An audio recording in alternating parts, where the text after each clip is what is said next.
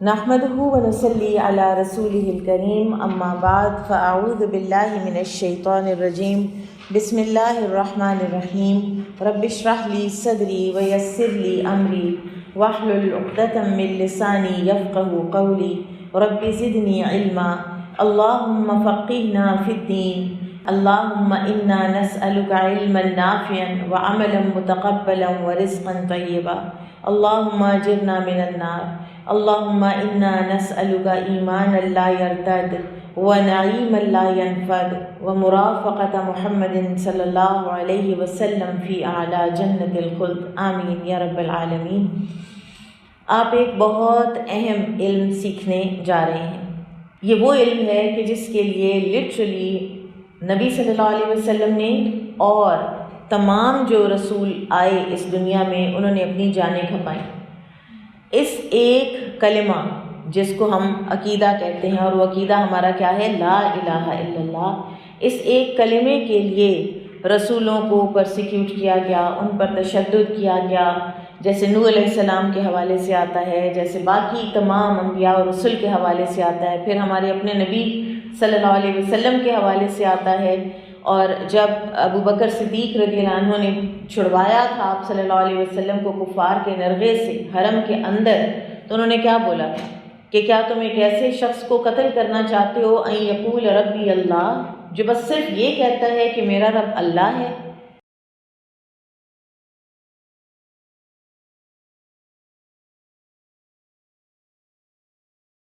تو رسولوں نے جب یہ سارے تشدد اور مارے کھائی ہیں اور وطن چھوڑے ہیں، اور ان کے جنہوں نے ان کا اتباع کیا انہوں نے جو قربانیاں دی ہیں، وہ سب ایک طرف رہ جاتی، وہ سب کی سب جو ہیں وہ یعنی ان کو نہ کرنی پڑتی اگر وہ یہ لا الہ الا اللہ کہنا چھوڑ دیتے۔ آپ نے سیرہ میں دیکھا ہے کہ کتنی دفعہ کفار جو ہیں وہ ابو طالب کے پاس آئے کہ اپنے بیٹے کو کہو، اپنے بھتیجے کو کہو کہ یہ کلمہ کلمانہ ہمیں چھوڑ دے، اس کے اوپر بات کرنی چھوڑ دے۔ تو ہم اس کے لیے سب کچھ کرنے کو تیار ہیں۔ اس کی کسی شہزادی سے شادی کروا دیں، اس کو اگر کوئی نعوذ باللہ بیماری لاحق ہے تو ہم علاج کروا دیتے ہیں، دولت چاہیے، عہدہ چاہیے، بادشاہت چاہیے، جو چاہیے دے دیتے ہیں۔ اس کو کہو یہ لا الہ الا اللہ کا پرچار کرنا بند کر دیں۔ تو آپ صلی اللہ علیہ وسلم نے فرمایا تھا کہ میرے ایک ہاتھ پہ یہ سورج اور ایک پہ چاند، یعنی دنیا جہان کی دولت یہ رکھ دیں تو بھی میں اس کلمے کے بارے میں تعلیم دینا کبھی نہیں چھوڑوں گا، یہاں تک کہ یا یہ دین غالب آ جائے یا اللہ مجھے موت دے دے۔ تو ان چیزوں سے کیا پتہ چلتا ہے؟ اتنے سچے انسان، اتنے صادق اور امین اپنی کمیونٹی کے، اور ہر رسول اسی طرح کے ہوتے ہیں۔ رسول اپنی قوم کا بہترین انسان ہوتا ہے، ایتھیکلی بھی اور لینیج کے لحاظ سے بھی۔ جب وہ ڈٹ جائے ایک بات کے اوپر ایک انسان، تو اس کا مطلب ہے کہ وہ چیز بہت زیادہ اہم ہے، وہ کلمہ، وہ عقیدہ، وہ نظریہ بہت زیادہ اہمیت کا حامل ہے۔ اس کے بغیر اگر کوئی لوگ اس کے لیے جانیں دینے کو تیار ہیں تو اس کا کیا مطلب ہے کہ یہ ہے اس قابل کہ اس کے لیے جان دی جائے؟ کیونکہ اس کے بغیر ہمارا زندہ رہنا ہی کسی کام کا نہیں ہے۔ اسی لیے ہمارے بہت سے علماء جو ہیں نا وہ اس کو اس طرح سم اپ کرتے ہیں کہ اگر آپ کا عقیدہ درست ہو اور عمل کم ہو تو آپ کامیاب ہو جائیں گے، لیکن اگر آپ کا عقیدہ درست نہیں ہے اور پھر آپ اعمال کی ایک بھرمار لگا دیتے ہیں تو وہ آپ کے قبول نہیں ہوں گے، وہ آپ کی کامیابی کی ضمانت نہیں ہوں گے۔ مکہ کے ابتدائی 10 سال جو تشدد ہوا ہے، جو پرسیکیوشن ہوئی ہے، وہ ساری کی ساری کس بات پہ ہوئی ہے؟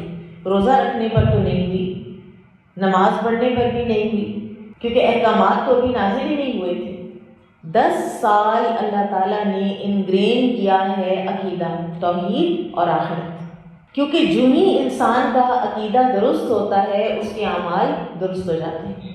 بد عقیدہ لوگ کبھی بھی اپنی استقامت کے ساتھ وہ اعمال صالحہ بھی نہیں کر پاتے کہ جو اللہ تعالیٰ نے ہمیں کرنے کو کہے ہیں۔ عقیدہ عین قاف دال سے، اور اس کا معنی لغوی معنی ہے گرہ۔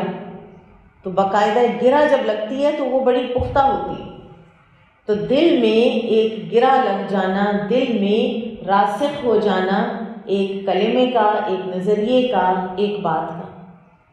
اور ایک مومن کے لیے ضروری ہے کہ اس کے دل میں راسخ ہو جائے عقیدہ توحید.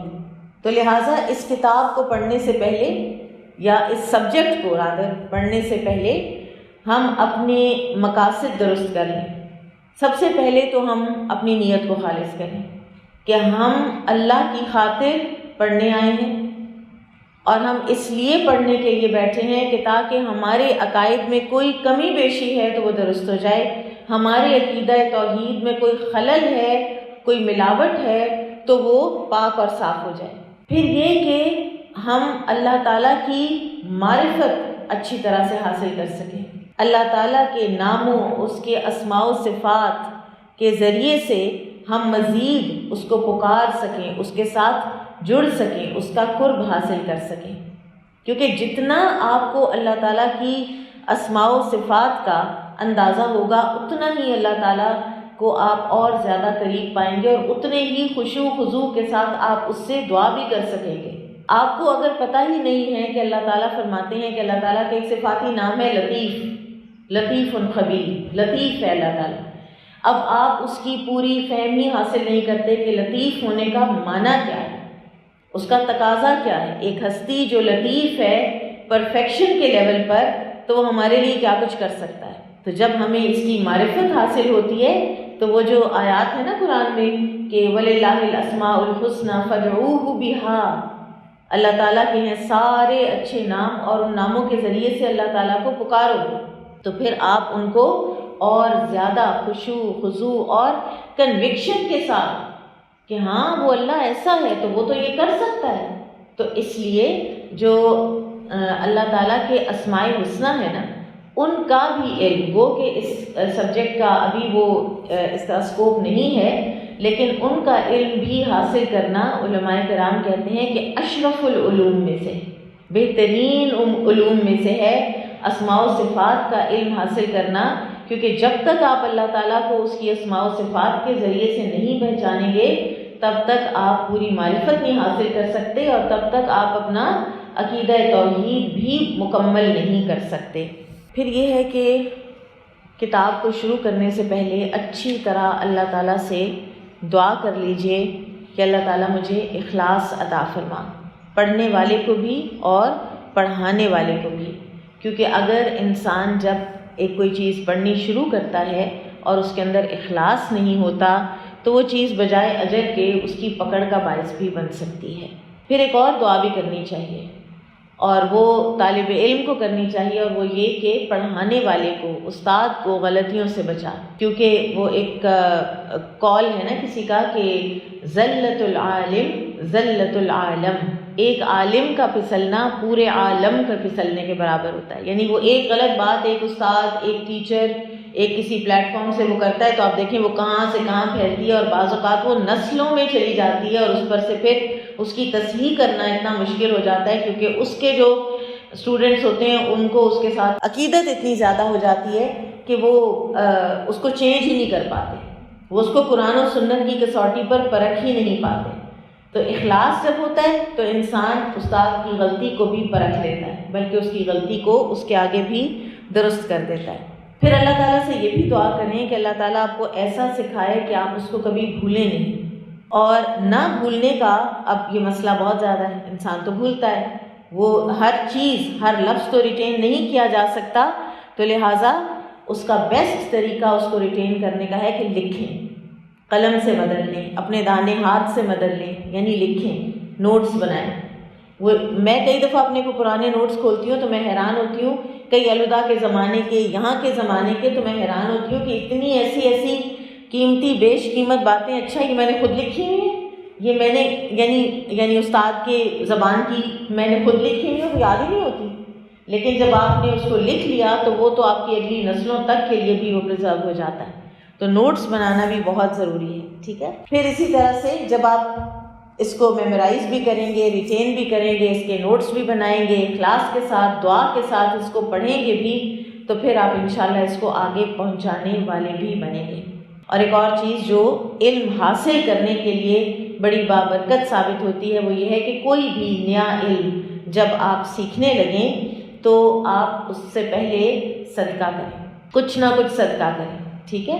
اور صدقے کی بہت سی اقسام ہیں، کوئی یہ ضروری نہیں ہے کہ آپ کو بہت زیادہ کوئی مالیت کی چیز دیں گے تو وہی صدقہ ہوگی، یہاں تک کہ آپ کا اپنے بھائی کو مسکرا کر دیکھنا بھی صدقہ ہے۔ تو انشاءاللہ اب ہم تھوڑا سا ذرا دیکھ لیتے ہیں اس کتاب کے مؤلف کے حوالے سے، رائٹر کے حوالے سے۔ ان کو عام طور پر جو دنیا جانتی ہے وہ امام ابن تیمیہ کے نام سے جانتی ہے، یا شیخ الاسلام ابن تیمیہ رحمہ اللہ، ٹھیک ہے؟ شیخ الاسلام ان کا لقب ہے، اور ان کا نام تھا احمد بن عبد الحلیم۔ ان کی کنیت ابو العباس تھی، لیکن ان کے بارے میں یہ بھی کہا جاتا ہے کہ انہوں نے کبھی شادی نہیں کی، تو کنیت یہ لوگ اپنے بھانجے بھتیجوں وغیرہ کے ناموں پر بھی رکھنے کا رواج تھا۔ ان کا لقب تقی الدین، اور یہ حرانی دمشقی، حران میں یہ پیدا ہوئے تھے، اور جب تاتاریوں نے حملہ کیا، یہ 7 سال کے تھے، اس وقت پھر یہ وہاں سے نکلے ان کا خاندان، اور یہ دمشق میں آ گئے، تو پھر یہ حرانی بھی ہوئے اور دمشقی بھی ہوئے۔ ان کی جو نام کی جو نسبت ہے، تیمیہ کہتے ہیں کہ وہ ان کی ایک دور کی دادی تھی، یعنی کسی نسل میں کوئی گریٹ گرینڈ مدر تھیں کہ جن کے نام پر ان کی کنیت ہوئی کہ یہ ان کے بیٹے ہیں، اور ان کی خصوصیت تیمیہ جو تھیں ان کی خصوصیت بھی یہی بتائی جاتی ہے کہ وہ بڑی عالم فاضل خاتون تھی، تو اس لیے پھر یہ ابن تیمیہ کہلائے۔ مفسر تھے، فقیہ تھے، اور 661 ہجری میں ان کی ولادت ہوئی ہے، کہا جاتا ہے 10 ربیع الاول کو، تقریباً 800 سال پہلے۔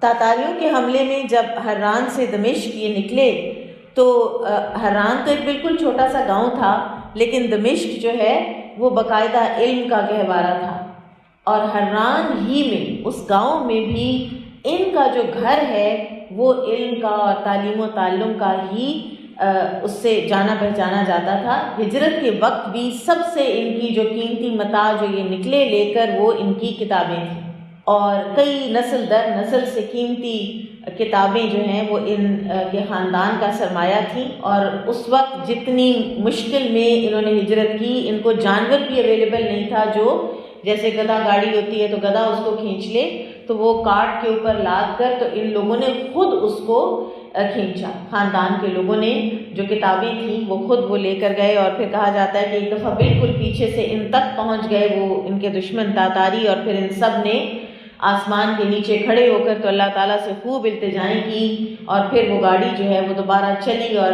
بہرحال یہ اسکیپ کر کے تو دمشق میں یہ پہنچ گئے۔ اور دمشق پہنچنے کے بعد ان کے والد جو ہیں وہ جامع مسجد میں تدریس کے عہدے پر فائز ہو گئے۔ ان کے دادا مجدد الدین بھی بہت بڑے عالم تھے، ان کے چچا فخر الدین بھی عالم تھے، اور ابن تیمیہ نے ان سب سے کچھ نہ کچھ علم ضرور حاصل کیا، یعنی یہ ان کے اساتذہ میں سے ہیں، ان کے اپنے گھر کے افراد بھی۔ پھر ان کے شاگردوں میں ابن الجوزیہ بہت خاص شاگرد تھے، تقریباً 30 سال ان سے چھوٹے تھے، اور ان کے ساتھ ابن تیمیہ کے ساتھ کوئی 21 سال انہوں نے گزارے ہیں، اور بہت سی ان کی جو باتیں ہیں اور ان کے حالات زندگی ہیں ان کے بارے میں ابن الجوزیہ نے ہمیں بتایا ہے۔ مثلاً وہ جو آپ پڑھتے ہیں نا، اب تو کارڈ بھی ہے آیات سکینہ والا، اور وہ سارا واقعہ کہ ابن تیمیہ ایک مرتبہ سخت بیمار ہو گئے اور انہوں نے کہا کہ یہ آیات مجھ پر پڑھو، تو واقعہ سارا نریٹ ان کے شاگرد ابن الجوزیہ نے ہی کیا ہوا ہے۔ پھر ابن کثیر بڑا مشہور نام ہے، تفسیر ابن کثیر، پھر وہ جو تاریخ کی کتاب ہے البدایہ والنہایہ، وہ ان کے شاگرد ہیں ابن تیمیہ کے۔ پھر حافظ ذہبی، جنہوں نے سیر اعلام النبلاء لکھی ہے، اور یہ رجال کی کتاب ہے، اور اس میں ہزاروں صحابہ، تابعین، تبع تابعین اور راویان حدیث کے حالات زندگی جمع ہوئے ہیں۔ تو یہ ان کے کچھ سیلینٹ شاگرد تھے۔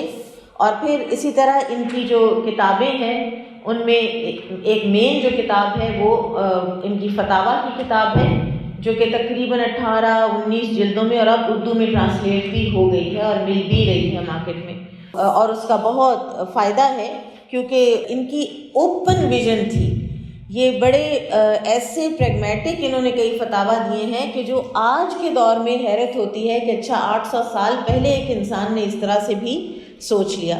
پھر ان کے مخالفین بھی بہت تھے، اور خاص طور پر عقیدے کی وجہ سے ان کے مخالف ہوتے تھے لوگ، اور پھر کبھی حکومت وقت کو، بادشاہوں کو ان کی شکایتیں لگتی تھیں، اور بادشاہ کبھی تو اپنے پرسنل کسی وجہ سے اور کبھی صرف کسی کے کہنے پر ان کو جیل میں ڈال دیا کرتے تھے۔ تو پہلی دفعہ جب کہتے ہیں کہ ان کو جیل میں ڈالا گیا تو کہتے ہیں کہ وہ قلعے کا دروازہ بند ہوا تو انہوں نے سورہ حدید کی وہ آیت پڑھی، وَضُرِبَ بَيْنَهُمْ سُوَرٌ لَهُ بَابٌ بَاطِنُهُ فِيهِ الرَّحْمَةُ وَظَاهِرُهُ مِنْ قِبَلِهِ الْعَذَابُ، کہ مجھے اب اللہ تعالیٰ نے اس دروازے کے اندر داخل کر دیا ہے جدھر رحمت ہی رحمت ہے، اور اس کے پیچھے باہر عذاب ہی عذاب ہے۔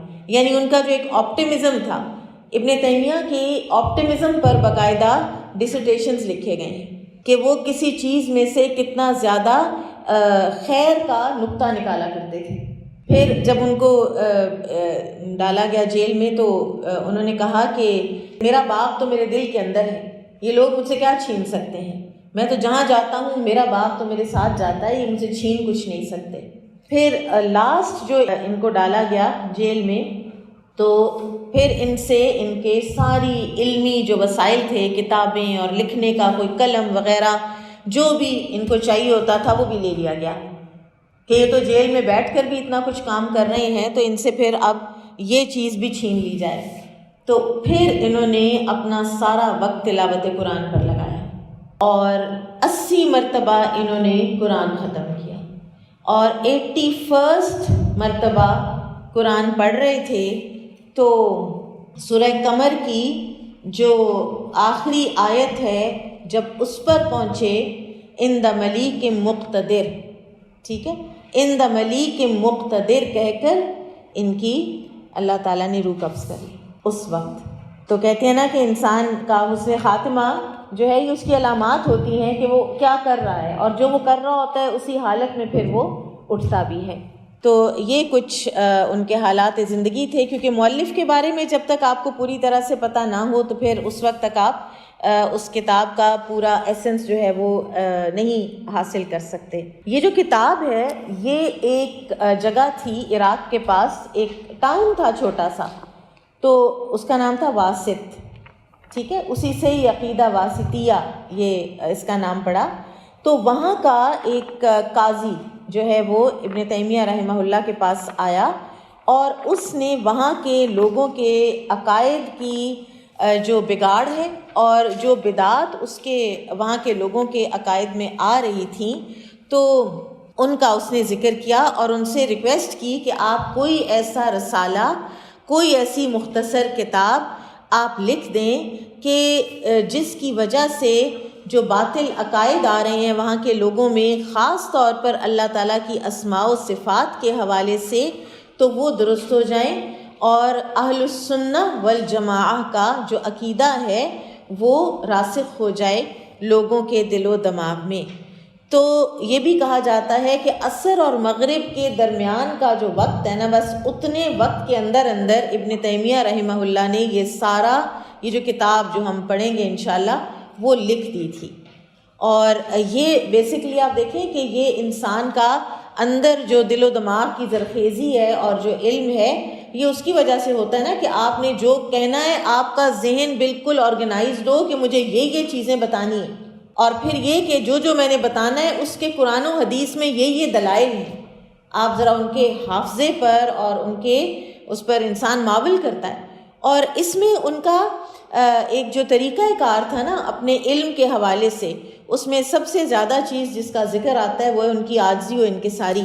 وہ کہا کرتے تھے کہ میں کئی مرتبہ جب مجھے کسی معاملے کی سمجھ نہیں آ رہی ہوتی تو میں کسی ویرانے میں چلا جاتا ہوں، کسی ویران مسجد میں چلا جاتا ہوں، اور وہاں پہ میں سجدہ کرتا ہوں اللہ تعالیٰ کو، اور میں 1000 مرتبہ استغفار کرتا ہوں، اور میں اپنا ماتھا اور ناک اس کے اوپر میں ڈسٹ لگاتا ہوں سجدہ کرتے ہوئے، اور میں کہتا ہوں یا معلم آدم علمنی، یا مفہم سلیمان فہمنی، کہ اے آدم کو علم دینے والے اور اے سلیمان علیہ السلام کو فہم دینے والے۔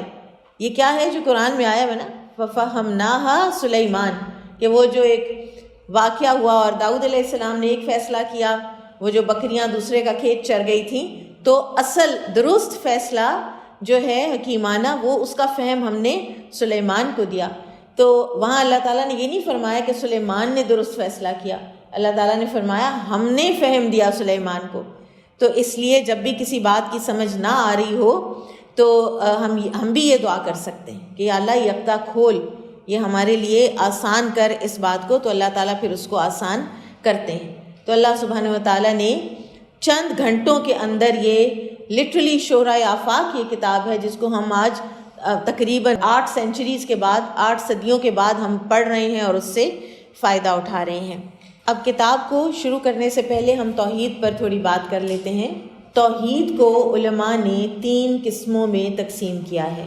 توحید ربوبیت، جس کا مطلب ہے کہ خلق، ملک اور تدبیر تینوں اللہ تعالیٰ کے لیے ہیں، اور ان تینوں میں اللہ تعالیٰ کو ایک ماننا، جیسا کہ سورۃ الاعراف آیا 54 میں اللہ تعالیٰ فرماتے ہیں الا لہ الخلق والامر، آگاہ رہو اسی کے لیے خاص ہے تخلیق کرنا اور حکومت بھی، معاملات، فیصلے، تدبیر، تخلیق، سب کچھ اللہ تعالیٰ کے لیے خاص ہے۔ اب یہاں پر اگر کوئی یہ کہے کہ انسانوں میں سے بھی تو کچھ لوگ ہیں کہ جو کچھ نہ کچھ تو تخلیق کر لیتے ہیں، ایک کارپینٹر ہے اس نے یہ میز بنایا ہے، کوئی سائنسدان ہے تو اس نے یہ کمپیوٹر بنایا ہے، تو لیکن جو خلق ہے جس کا یہاں پہ اس آیت میں اللہ تعالیٰ نے ذکر فرمایا ہے، تو اس کا مطلب ہوتا ہے کسی چیز کو عدم سے وجود میں لانا، وہ ہو ہی نہیں۔ جیسے اللہ تعالیٰ کا ایک نام ہے نا بدیع، بغیر ماڈل کے نئے سرے سے ایجاد کرنے والا۔ وہ ایک امام ابو حنیفہ کے بارے میں آتا ہے نا کہ ان کے پاس کوئی آدمی آئے تو انہوں نے کہا کہ امام ابو حنیفہ تھے یا کوئی اور تھے، کہ انہوں نے کہا کہ یہ ایک مٹی کا پتلا تو ہم بھی بنا سکتے ہیں، اور کوئی نہ کوئی طریقہ ہوگا کہ ہم اس کو بولنے کا بھی، جیسے سامری نے وہ بچڑا بنایا اور اس میں سے آواز آنے لگی، تو انہوں نے کہا کہ اچھا بناؤ، تو وہ زمین سے مٹی اٹھانے لگے تو انہوں نے کہا نا مٹی بھی اپنی بناؤ، کیونکہ مٹی تو اللہ کی بنائی ہوئی ایک تمہارے پاس را مٹیریل موجود ہے نا۔ اسی طرح انسان جہاز بنا لیتا ہے، کچھ بھی بنا لیتا ہے، تو وہ ایک بہت ہی امپرفیکشن کے لیول پر چیز ہے کہ جو کوئی تخلیق کرتا ہے۔ پرفیکشن کے لیول پر خلق صرف اور صرف اللہ تعالیٰ ہی کو روا ہے، جیسا سورہ حج میں آتا ہے کہ یا ایھا الناس ضرب مثل فاستمعوا له ان الذین تدعون من دون اللہ لن يخلقوا ذبابا ولو اجتمعوا له وان يسلبهم الذباب شيئا لا يستنقذوه منه ضعف الطالب والمطلوب۔ اے لوگو، ایک مثال بیان کی جاتی ہے، اسے غور سے سنو۔ بے شک جن لوگوں کو تم اس کے سوا پکارتے ہو وہ ایک مکھی تک تو پیدا نہیں کر سکتے، چاہے وہ سب ہی اس غرض کے لیے جمع ہو جائیں، اور اگر مکھی ان سے کوئی چیز چھین کر لے جائے تو وہ اسے چھڑا نہیں سکتے، کمزور ہے طالب بھی اور مطلوب بھی۔ اگر آپ کا مطلوب اللہ کے سوا کوئی پتھر، کوئی بت، کوئی فانی انسان ہے تو آپ خود بھی کمزور ہیں، اور اگر آپ کا مطلوب اللہ سبحانہ و تعالیٰ ہے، واحد یکتا، تو آپ اندر سے خود بھی مضبوط ہو جائیں گے، آپ بھی کسی سے نہیں ڈریں گے۔ وہ جو ہے وہ ایک سجدہ جسے تو گناہ سمجھتا ہے 1000 سجدوں سے دیتا ہے آدمی کو نجات۔ امام جعفر صادق کے بارے میں آتا ہے کہ اس وقت کون پتہ نہیں حکمران تھا، تو اس نے اس کو ایک مکھی نے تنگ کر رکھا تھا، بار بار کبھی اس کے ناک پہ بیٹھتی تھی، وہ بار بار اس کو اٹھاتا تھا، اڑاتا تھا، وہ پھر آ جاتی تھی، تو جھلا کے کہنے لگا امام جعفر سے کہ اللہ نے مکھی کیوں پیدا کی ہے؟ تو انہوں نے جواب دیا تھا تم جیسے جابروں کو ذلیل کرنے کے لیے، کہ تم لوگ اگر اپنی اتھارٹی کو کہاں سے کہاں بھی سمجھ لو تو عاجز کرنے پہ آئے تو ایک مکھی بھی تم لوگوں کو عاجز کر لے۔ جیسے آپ دیکھیں نمرود اپنے آپ کو کیا کہتا تھا، انا احیی و امید، میں زندہ کرتا ہوں، میں موت دیتا ہوں، اپنے آپ کو یہ اپنی اتھارٹی کے دھوکے میں آ کر رب سمجھ لیتے تھے۔ فرعون بھی، نمرود بھی، تو کس چیز سے ہلاک ہوا؟ مچھر سے۔ دوسری توحید ہے توحید الوہیت، اور اس سے مراد یہ ہے کہ عبادت میں اللہ تعالیٰ کو یکتا مانا جائے اور اس میں کسی کو اس کے ساتھ شریک نہ کیا جائے۔ اللہ کے سوا عبادت نہیں کرنی تو بس نہیں کرنی، نہ کسی فرشتے کی، نہ کسی نبی کی، نہ ولی کی، نہ شیخ کی، نہ باپ کی، نہ ماں کی، صرف اللہ کی عبادت کی جائے۔ اور بعض اوقات ہم یہ سمجھتے ہیں کہ شاید یہ تو بڑی ایک نیچرل سی بات ہے، عام سی بات ہے، ظاہر ہے کہ کون کرتا ہوگا، لیکن کرتے ہیں۔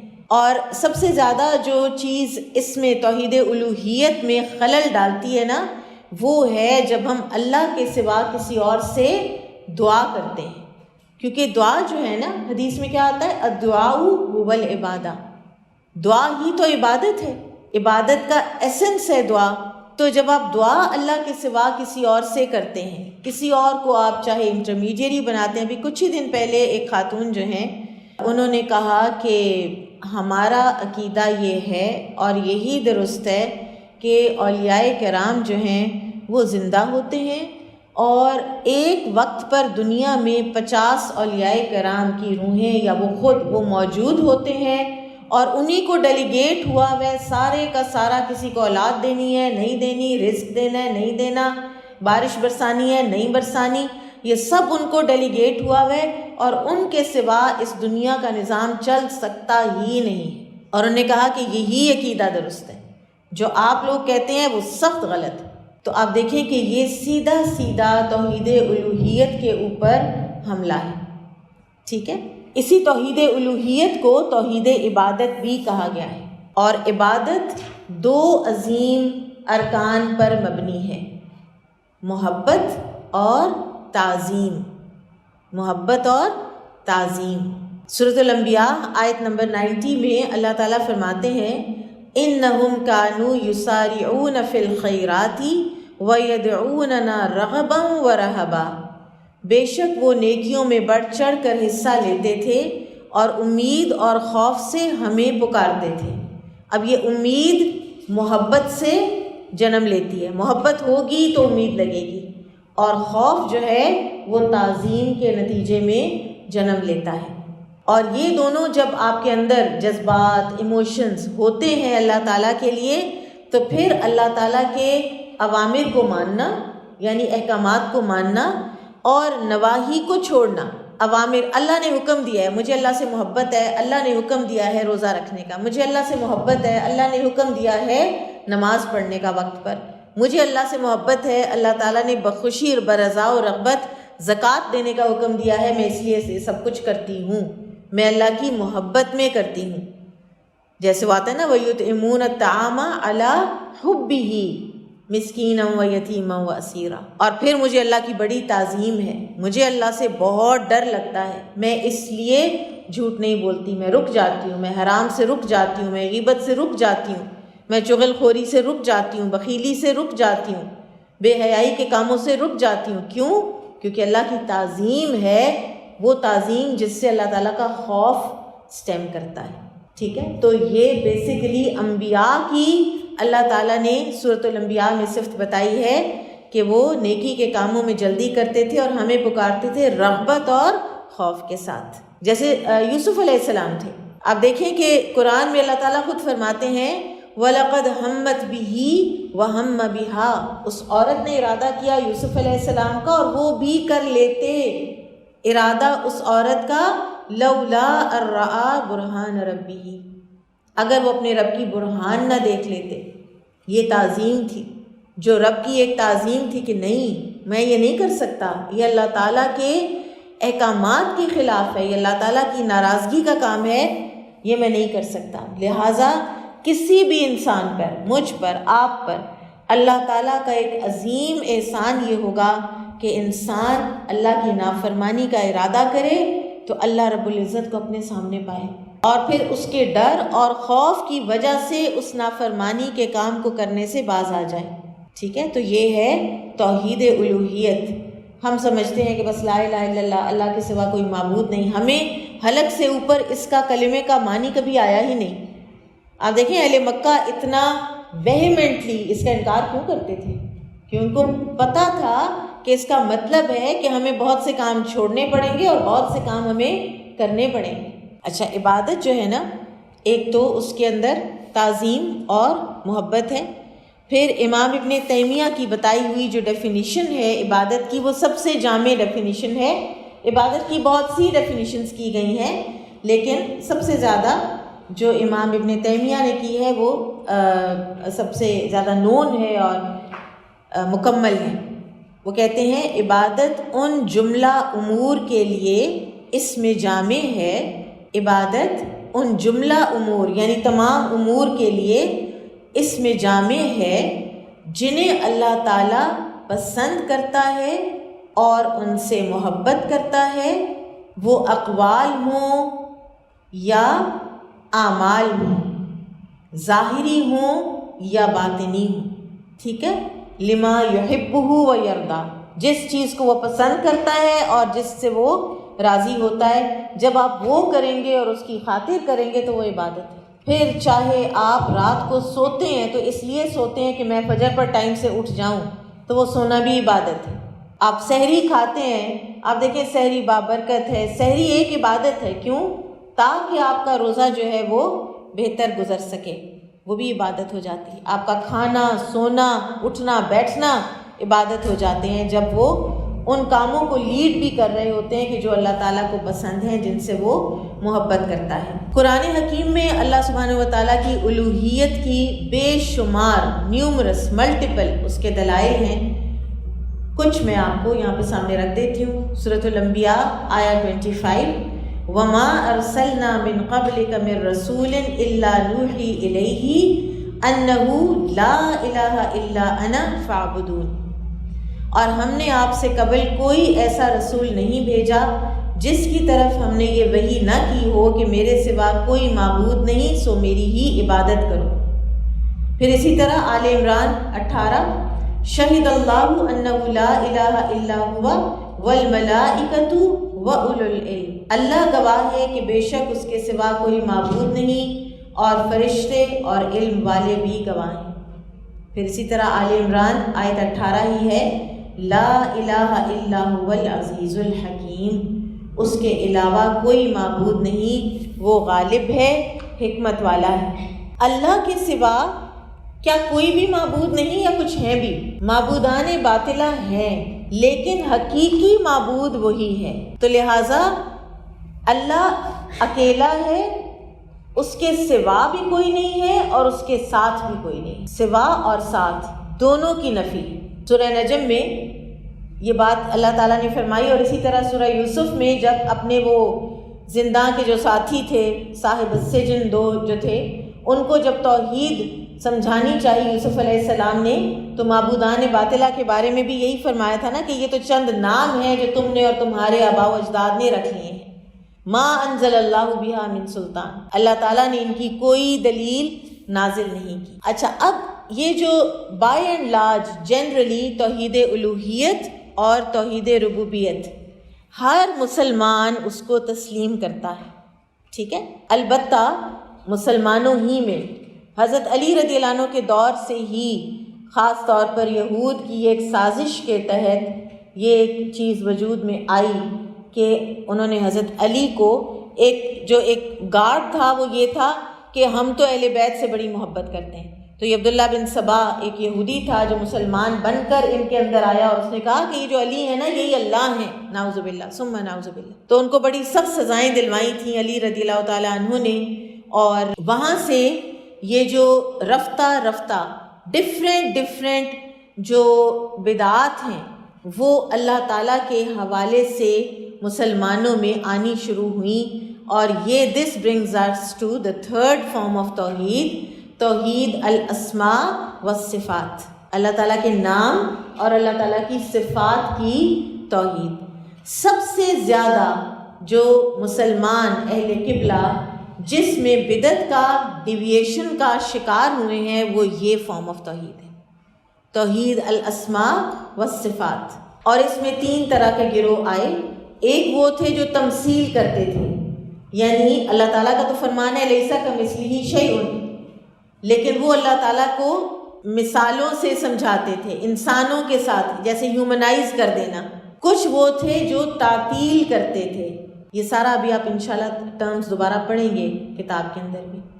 یعنی ڈینائی کر دیتے تھے، کہتے تھے نہیں یہ عقل پر پوری نہیں اترتی تو ان صفات کو ہم ڈینائی کر دیں گے. اور کچھ تھے جن کو معتزلہ کہا گیا کہ انہوں نے عقل پر مزید کوئی اور ہی گھوڑے دوڑائے اور کہا کہ جیسے علیم ہے لیکن بلا علم ہے، سمیع ہے لیکن بلا سمع ہے. ٹھیک ہے. یا یہ کہا کہ سمیع بمانی مسموع ہے، یعنی اللہ سنتا نہیں ہے لیکن یہ ہے کہ اس کی بات سنی جاتی ہے. وہ کہتے تھے کہ اس کا تو مطلب یہ ہوگا کہ اگر کوئی سمیع ہے تو اس کو تو آپ اگزامپل دے رہے ہیں انسان کے ساتھ. خاص طور پر یہ جو اسماء و صفات میں بگاڑ آیا ہے نا اس عقیدے میں، یہ اس وقت آیا ہے کہ جب خلیفہ ہارون الرشید، ہم یہ نہیں کہتے کہ اس نے جان کے کیا، اس نے وہ علم دوست تھا بہت زیادہ، اور بیت الحکمہ کے نام سے اس نے وہ جو ایک پورا ادارہ بنا رکھا تھا، اس کو کہتے ہیں کہ وہ پہلی یونیورسٹی تھی، اور اس میں لوگ آ کے اپنی ڈسرٹیشنز بھی پڑھتے تھے اور ان کو اسناد بھی ملتی تھی. تو وہاں پر اس نے یہ جو گریک مائتھولوجی کی کتابیں ہیں، وہ رومن ایمپرر اس کا بڑا دوست تھا ہارون رشید کا، تو اس سے منگوائیں. وہ جب ٹرانسلیٹ ہو کے عربک میں آئی ہیں تو علم الکلام جب آیا ہے تو تب یہ ساری عقائد کی ڈیویشن آئی اسماء و صفات کے اندر. کچھ لوگوں نے مثالیں بنانی شروع کر دی، کچھ لوگوں نے ڈینائی کرنا شروع کر دیا، اور کچھ لوگوں نے کہا کہ جتنی اللہ تعالیٰ کی صفات ہماری عقل میں سماتی ہیں، وہ کہتے تھے وہی پر عقل مقدم ہے.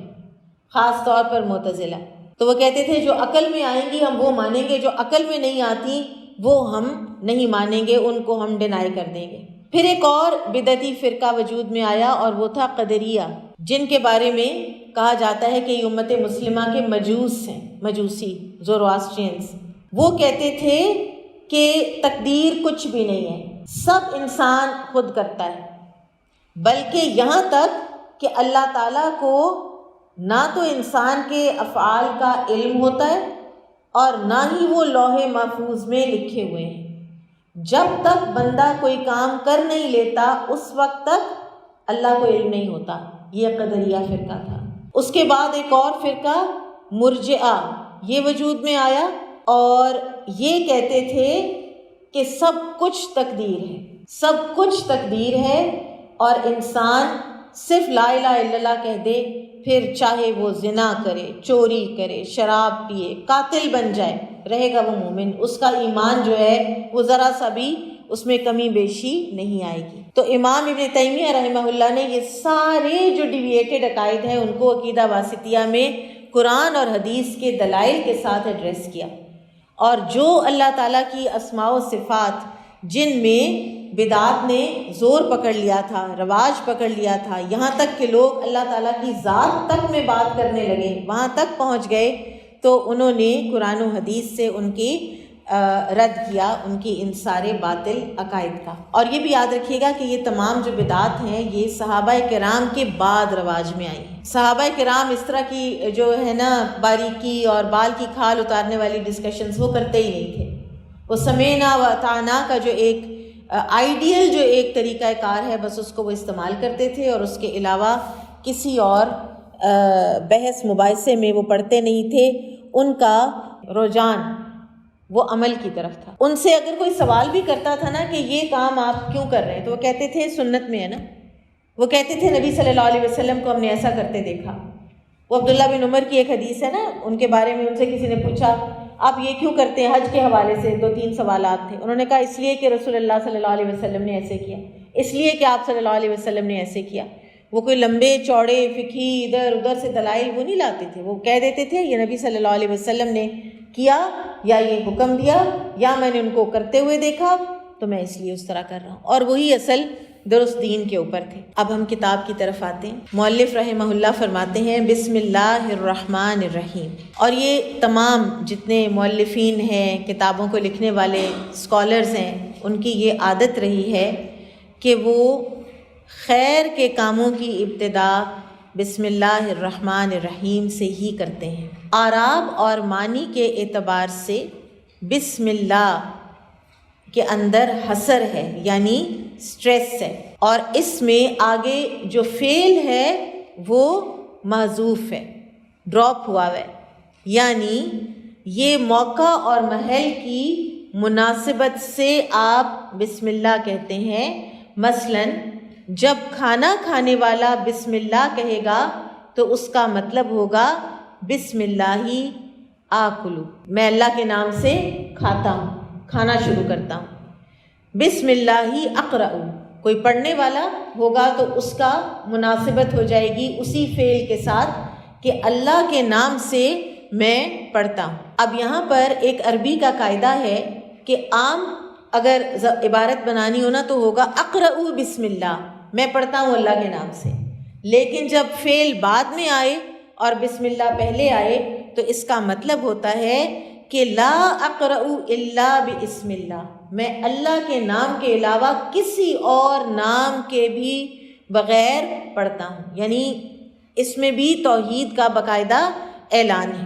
اور دوسری بات یہ کہ کوئی بھی کام جب اللہ سبحانہ و تعالیٰ کے مقدس اور بابرکت نام سے شروع کیا جاتا ہے تو وہ برکت اور تبرک کے حصول کے لیے بھی ہوتا ہے۔ پھر اللہ تعالیٰ کا نام الرحمن، رحمان وسیع رحمت والا، فعلان کے وزن پر، وسعت اور امتلاء، وسعت یعنی کسی چیز کا بہت براڈ ہونا اور امتلاء یعنی اس پرٹیکولر صفت سے بھرے ہوئے ہونا، تو رحمان میں وسعت اور امتلاء ہے۔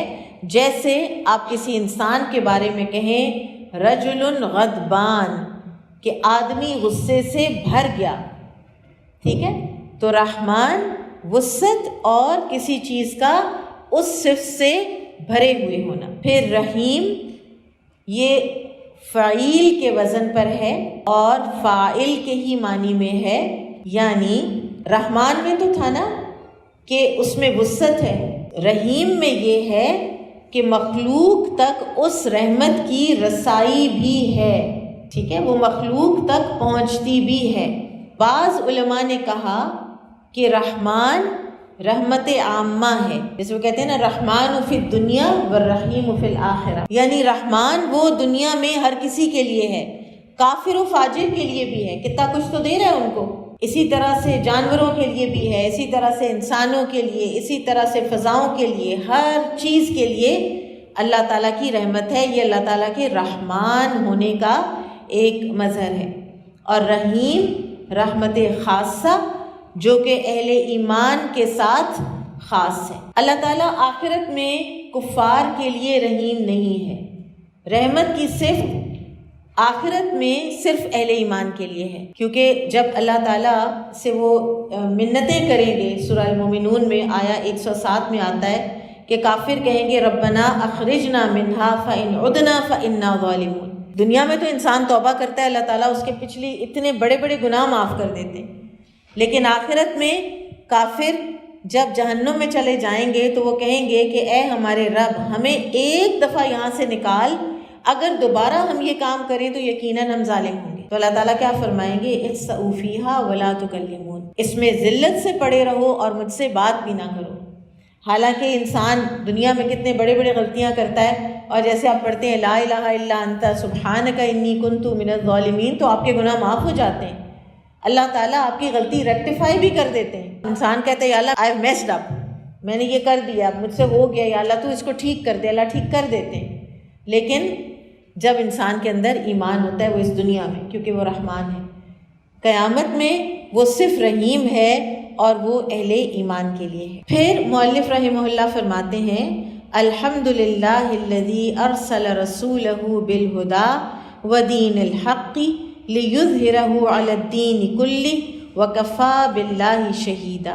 الحمدللہ الذی ارسل رسولہ بالہدی ودین الحق، سب تعریفیں اللہ کے لیے ہیں جس نے اپنے رسول کو ہدایت اور دین حق کے ساتھ مبعوث فرمایا۔ یعنی اللہ سبحانہ و تعالیٰ کی حمد اس کے کمال اور اس کے انعام پر کی جاتی ہے، اس کے کمال، اس کی پرفیکشن اور اس کا انعام جو اس نے اپنی مخلوق پر کیا ہے، اس پر اللہ تعالیٰ کی حمد کی جاتی ہے۔ ہم اللہ سبحانہ و تعالیٰ کی حمد اس لیے کرتے ہیں کہ وہ ہر اعتبار سے کامل الصفات ہے، اس کی ہر صفت پرفیکشن کے لیول کو پہنچی ہوئی ہے۔ اور نمبر 2، ہم اس کی حمد اس لیے کرتے ہیں کہ ہم پر اس کا انعام اور احسان کامل ہے۔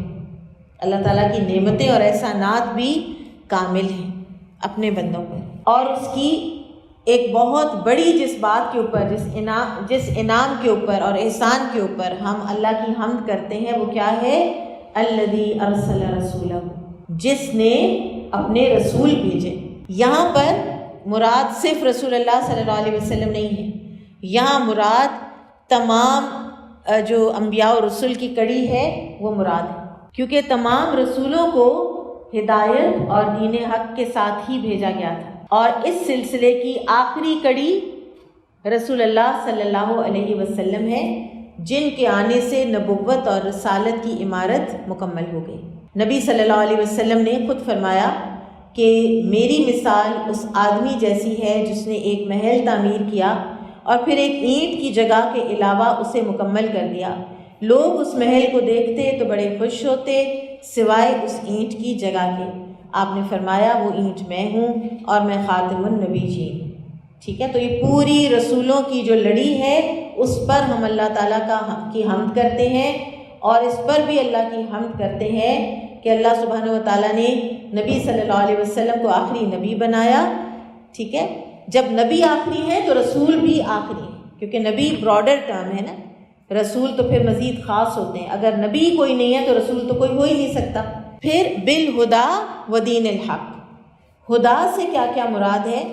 الہدا سے مراد علم نافع، یعنی جس چیز کے ساتھ آپ کو بھیجا گیا وہ الہدا ہے، وہ ہدایت ہے، یعنی وہ علم نافع ہے، اور دین حق کے ساتھ بھیجا گیا۔ دین حق سے مراد اعمال صالحہ لیے گئے ہیں۔ دین کو دو طرح سے انڈرسٹینڈ کیا گیا ہے، دو معنی ہیں دین کے۔ نمبر 1 ریلیجن، ان الدین عند اللہ الاسلام، آل عمران 19، اور نمبر 2 جزا سزا، وما ادراک ما یوم الدین، یا مالک یوم الدین۔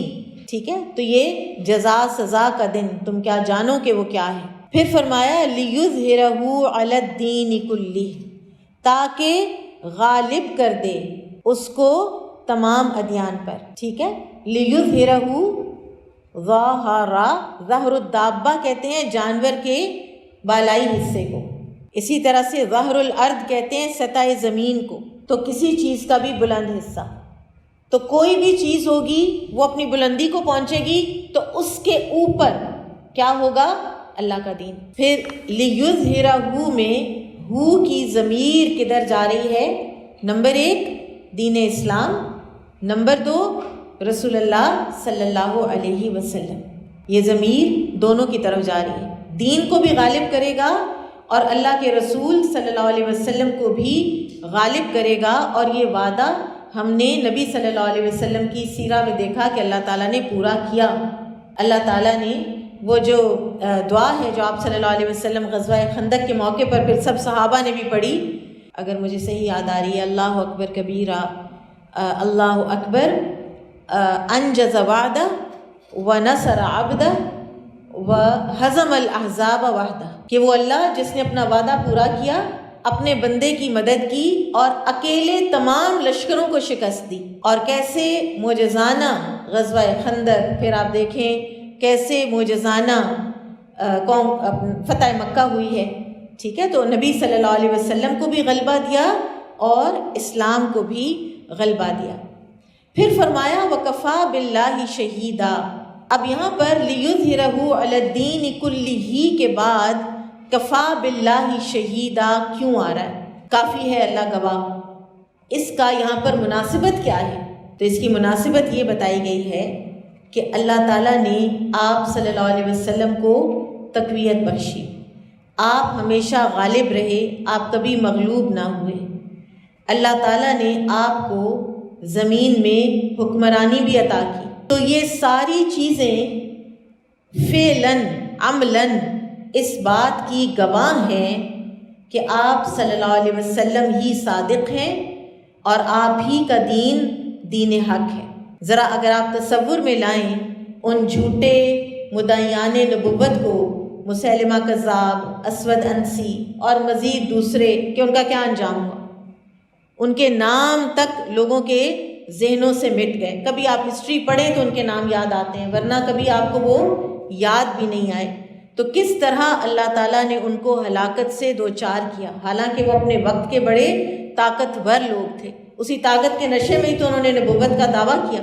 تو یہ جو علو ہے اور یہ جو اللہ تعالیٰ نے غلبہ عطا کیا ہے، یہ کسی نہ کسی صورت میں قیامت تک باقی رہے گا، اور اللہ تعالیٰ نے فعلی شہادت دی ہے۔ آپ نبی صلی اللہ علیہ وسلم کی سیرہ پڑھیں، کفا باللہ شہیدا، اللہ تعالیٰ کی فعلی شہادت آپ کو نظر آتی ہے بیچ میں، کہ آپ نبی صلی اللہ علیہ وسلم کی سیرہ میں دیکھ لیں کیسا کیسا غلبہ موجود ہے وہاں پر۔ پھر فرماتے ہیں وَأَشْهَدُ أَن لَّا إِلَٰهَ إِلَّا اللَّهُ وَحْدَهُ لَا شَرِيكَ لَهُ إِقْرَارًا بِهِ وَتَوْحِيدًا۔ اشہدو کا ہم کیا معنی کرتے ہیں؟ میں گواہی دیتا ہوں، یا یہ کہ میں اپنے دل سے اقرار اور زبان سے اظہار کرتا ہوں۔ اب گواہی جو ہے نا، شہادت، اس کے بارے میں ایک چیز جو ہے وہ بڑی ضروری ہے، اور وہ یہ ہے شہادت کا اصل شہود الشیء، یعنی آپ اس چیز کے پاس موجود ہوں تب آپ گواہی دے سکتے ہیں، آپ اس کو دیکھیں تب آپ گواہی دے سکتے ہیں۔ عدالت میں کون گواہی دے سکتا ہے؟ عینی شاہد، ایسے ہی ہے نا؟ تو یہ جو آپ گواہی دیتے ہیں نا، تو گویا کہ آپ دل کی آنکھوں سے دیکھ رہے ہیں، جو کچھ دل میں موجود ہے اس پر آپ کو کوئی شک نہیں، اور پھر وہی کنوکشن کے ساتھ آپ کی زبان اس کو ادا کر دیتی ہے، گویا کہ آپ اس کو اپنی آنکھوں سے دیکھ رہے ہیں۔ یہ جب آپ اشہد ان لا الہ الا اللہ وحدہ کہتے ہیں تو اس کا یہ کونوٹیشن ہے، اس کا یہ مطلب ہے۔ پھر لا الہ الا اللہ یعنی اللہ کے علاوہ کوئی بھی معبود برحق نہیں، وحدہ لا شریک لہ، اس میں اس بات بھی ہے اور نفی بھی ہے۔ وحدہ وہ اکیلا ہے، وہ ہے، کیونکہ ایک عقیدہ جو ہے نا ڈیویٹڈ، وہ یہ بھی تھا کہ کچھ ہے ہی نہیں، کہ اگر ہم کہیں گے کہ وہ ہے تو اس کا مطلب ہے کہ انسانوں کی طرح اس کا وجود ہے، تو اس لیے کہو کہ وہ ہے ہی نہیں۔ وحدہ وہ ہے بھی، اور پھر نفی بھی کیا ہے؟ لا شریک لہ، اس کا کوئی شریک نہیں، نہ اس کے جیسا ہے کوئی، نہ اس کے ساتھ ہے کوئی، نہ اس سے اوپر ہے کوئی، ٹھیک ہے؟ تو یہ دو لفظ جو ہے نا، یہ آپ نے یاد رکھنے ہیں، پوری کتاب میں بار بار آنے ہیں، اس بات اور نفی، ایفرمیشن اور نیگیشن۔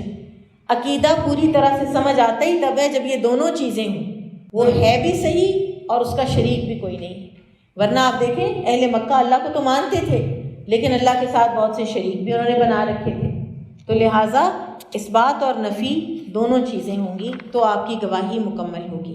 پھر آپ جو یہ گواہی دیتے ہیں کہ محمد رسول اللہ اللہ کے رسول ہیں، یہ آپ کی شہادت ہے۔ وَأَشْهَدُ أَنَّ مُحَمَّدًا عَبْدُهُ وَرَسُولُهُ، محمد بن عبداللہ بن عبد المطلب، قریشی، ہاشمی، اسماعیل بن ابراہیم کی اولاد میں سے، اور سب لوگوں سے زیادہ شریف النسب، اس بات کی آپ گواہی دیتے ہیں۔ پھر یہ کہ وہ اللہ کے بندے ہیں، ان کا اللہ تعالیٰ کی الوہیت میں، ربوبیت میں کوئی حصہ نہیں ہے، وہ کسی کے نفع اور نقصان کے مالک نہیں ہیں، اپنے بھی نہیں اور کسی دوسرے کے بھی نہیں، اور یہ کہ وہ اللہ تعالیٰ کے شکر گزار بندے تھے، جیسا کہ نوح علیہ السلام کے بارے میں اللہ تعالیٰ نے فرمایا اِنَّهُ كَانَ عَبْدًا شَكُورًا۔ تو نبی صلی اللہ علیہ وسلم بھی اللہ کے شکر گزار بندہ بننے کے لیے تگ و دو کرتے تھے، اور کتنی کرتے تھے؟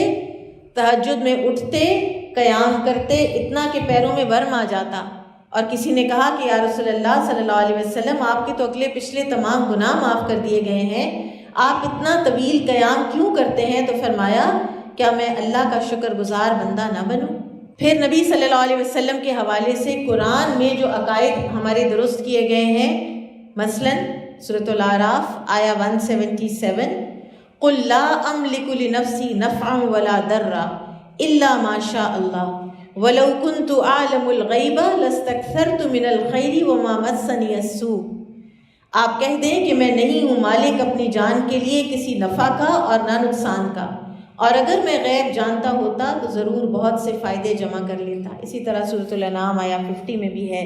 پھر نبی صلی اللہ علیہ وسلم کے حوالے سے، رسول ہونے کے حوالے سے ہمارا عقیدہ یہ بھی ہونا چاہیے کہ آپ کو اللہ تعالیٰ نے جس مقام و منصب پر فائز کیا، کوئی اور، نہ اور کوئی رسول، نہ کوئی فرشتہ، کوئی اور اس منصب کو نہیں پہنچ سکا۔ آپ 7ویں آسمان سے بھی اوپر پہنچے، آپ وہاں پہنچے جہاں آپ نے قضاء و قدر کے قلم چلنے کی آواز سنی، اللہ تعالیٰ براہ راست آپ سے ہم کلام ہوئے، آپ کو اپنی ساری مخلوق کی طرف رسول بنا کر بھیجا، اور آپ کو وہ معجزہ دیا جو اور کسی کو نہیں دیا، یعنی قرآن عظیم۔ پھر فرمایا صلی اللہ علیہ وعلی آلہ وصحبہ وسلم تسلیما مزیدا۔ صلی اللہ علیہ، صلی، ابو العالیہ رحمہ اللہ نے اس کا سب سے بہتر اور خوبصورت ترجمہ کیا ہے کہ اس کا مطلب ہے کہ اللہ عز و جل نے ملأ اعلیٰ میں نبی کریم صلی اللہ علیہ وسلم کی تعریف اور ثنا بیان کی ہے۔ بعض لوگ صلی اللہ کا معنی رحمت کرتے ہیں، لیکن یہ قول ضعیف ہے، تعریف و ثنا والی بات بہتر ہے۔ پھر وعلی آلہ، جہاں پر آلہ انڈیپینڈنٹلی آ جائے تو اس سے مراد تمام پیروکار ہوتے ہیں، لہٰذا اللہ تعالیٰ نبی صلی اللہ علیہ وسلم کے پیروکاروں پر بھی صلاۃ و سلام بھیجتے ہیں۔ اور اگر آل کے ساتھ اتباع و علی اتباعہ آ جائے تو پھر آل کے معنی آپ کے اہل بیت ہوتے ہیں، اہل بیت میں سے وہ جنہوں نے آپ صلی اللہ علیہ وسلم کو فالو کیا، ابو لہب وغیرہ نہیں، ٹھیک ہے۔ وسلم تسلیما مزیدا، یعنی تمام آفات سے، آزمائشوں سے سلامتی، ٹھیک ہے، اور بھلائیوں کا حصول۔ سو صلات کے ساتھ سلام کو ایڈ کر کے مزید وسیع کر دیا کہ نبی صلی اللہ علیہ وسلم کا دامن خیر اور بھلائی سے اللہ تعالیٰ نے بھر دیا، اور ملأ اعلیٰ میں آپ کی تعریف و ثنا کی۔